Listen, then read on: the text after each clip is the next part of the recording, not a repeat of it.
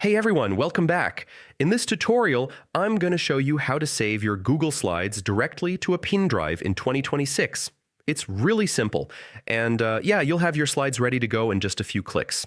First, open the Google Slides presentation you want to save. Make sure it's fully loaded before you proceed, so nothing gets missed.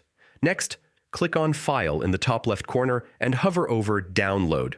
Here you'll see multiple options like Microsoft PowerPoint, PDF, and more. Pick the format you need. Now, plug in your Pendrive to your computer. Make sure it's recognized and has enough space.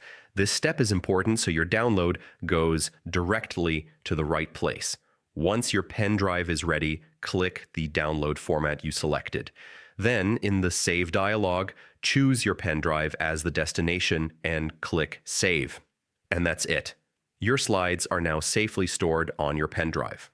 Finally, open your Pendrive and check that the file is there. Just double-click to make sure it opens correctly so you know everything downloaded properly. And that's all. You've successfully saved your Google Slides to a Pendrive. If this tutorial helped, don't forget to like, subscribe, and hit the notification bell for more 2026 tech guides.